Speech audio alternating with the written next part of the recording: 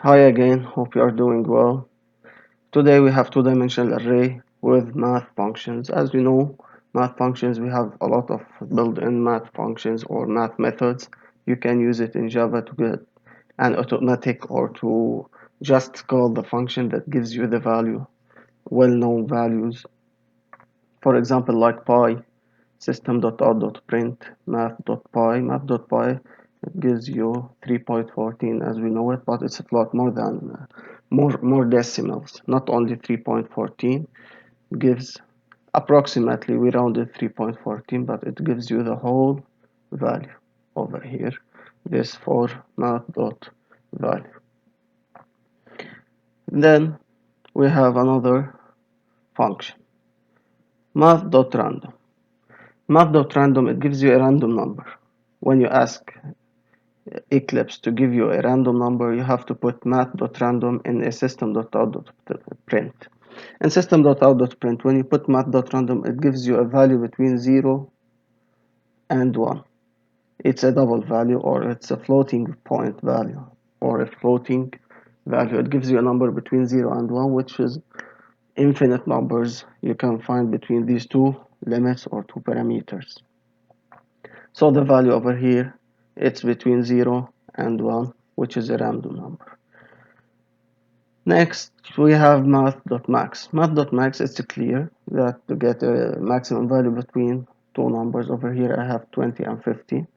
System.out.print math.max, it gives you the maximum value between these two numbers. It takes also double values. You can put math.max 23.12 or 23.0. For sure, the maximum value it gives you 23.12. Next, you have math.minimum. Math.minimum the same as math.maximum, but it gives you the minimum value between two numbers, not the maximum value. And also it takes double values or it takes integers. Now we have an exercise. This exercise will ask you to implement these functions or the math functions in two-dimensional array. When you have an exercise such like this, you have to take the comments one by one. First of all, declare two-dimensional array having two rows, three columns. Okay, directly go and declare it. Double grades equal new double of two rows. Over here you have the number of rows, over here you have the number of columns. So I have the functions to declare an array and the array called grades. So the first one over here is done. He's asking you using math functions fill in the first row with the value 3.14. He's asking you over here to fill only the first row. So you need only one for loop, not two for loop, because we are not running on rows and columns. We only are running or we want to fill only the first row. So how to do it? For sure, we have a single for loop. This for loop will run on the columns of the first row only. So column of 0 equals 0 starting from 0 grades of I dot length where I grades of 0 dot length over here it gives you the number of columns, so how many times this for loop will work. And you have over here grades of 0, over here this one 0 and column. When you say grades of 0, it means that I'm working on a single row and I will check all of the columns or all of the cells in this row equal math.py. So the first row will take the same value, which is 3.14. Okay, so the answer of the second exercise of this one is to fill only the first row. I still have one more row. Using math function, fill in the rest of the row with an integer random values having a whole number of two digits. When you have two digits, it means you have to multiply by 100. So over here you have one more row, you have to fill it up. So I will take the second row. So int row equal 1. Row less than grades dot length. Why I start from 1? Because 0 is reserved over here for pi. So over here I will start with 1.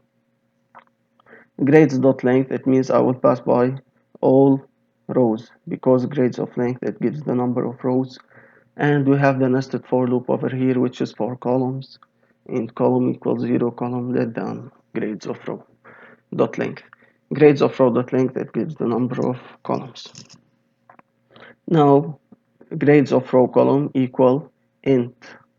Why I made it int? To eliminate the double values or the decimals from the number.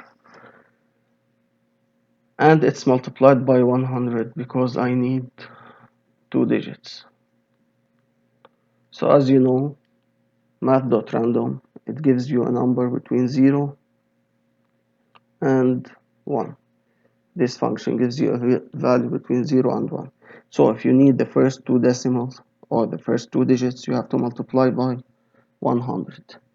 After that, if you want to eliminate the decimals, you have to make this value as integer because it's double. So I need integer, so it will eliminate anything after the comma, which is the decimal.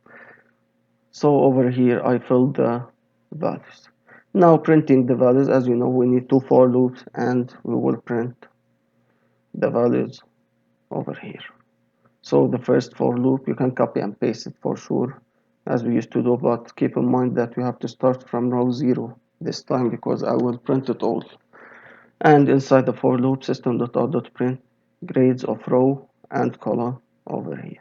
Then after the end of the first or the nested for loop, you have to put system.out.println to start a new line with the new row.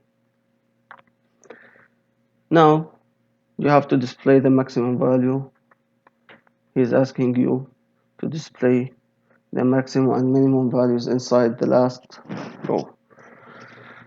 Okay, to demonstrate this, system.out.print, the maximum is math.max grades of 20 and the grades of 21. And when I get the value over here, I will check it again with the values in the other row. So I have only 3 values. Because I have 3 values, so I can take 2 of 0 or 2 of 1 because the maximum grade, it takes only 2 values. You cannot give it 3 values. So I will compare the first 2 only. Okay, so over here I will fix up the index. Okay, so I will take row and row. So I have over here row 1, not row 0, because row 0 is 4 pi. All of the values are equal. In the second row, I have different values, which is the random numbers. So I will compare the first 2 values, 1 of 0 and 1 of 1. The same over here, I will check the minimum values between the first value and the second value. Over here, it gives any number that is less or more, depends on. Thank you.